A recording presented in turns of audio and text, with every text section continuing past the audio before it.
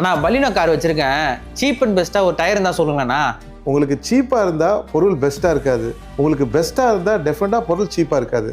உங்களுக்கு நல்ல பொருள் வாங்கினீங்கன்னா உங்களுக்கு வந்து டெஃபினட்டாக அதுக்கு பேமெண்ட் பண்ணணும், கொஞ்சம் காஸ்ட்லியாக தான் இருக்கும். ரெண்டாவது, நீங்கள் கேட்குற டயர் வந்து உங்கள் யூசேஜ் பொறுத்து தான் நம்ம வாங்க முடியும். ஃபார் எக்ஸாம்பிள், நீங்கள் 195, 55, 16 தான் டயர் சைஸ் வரும் பெலினோக்கு. அதில் வந்து நீங்கள் கம்மியாக யூஸ் பண்ணுறீங்கன்னா நீங்கள் வேல்யூ ஃபார் மணி டயர் வாங்கிக்கிங்க. வேல்யூ ஃபார் மணி டயர் வாங்கினா C8 இருக்கும், அப்போலோ ஆல்நாக் 4G வரும் அந்த சைஸில்.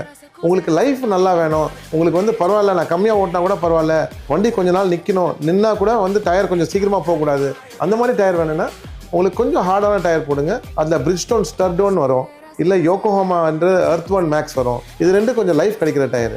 இதே வந்து சார் நான் கம்மியாக ஓட்டுறேன், ஆனால் அந்த 5-6 கிலோமீட்டர் ஓட்டினா கூட நல்லா கம்ஃபர்ட்டாக ஓட்டணும் சார் எனக்கு அப்படின்னா நீங்கள் வந்து comfort tyre, silica paste tyre போகணும். நீங்கள் வந்து மிச்சலின் பிரிமசி 4 போகலாம், நீங்கள் வந்து யோகோஹாமா GT மேக்ஸ் போகலாம், பிரிட்ஜ்டோன் டுராந்தா 6i போகலாம், கான்டினென்டல் UC6 போகலாம். இதெல்லாம் சிலிக்கா பேஸ்ட் டயர்ஸ்.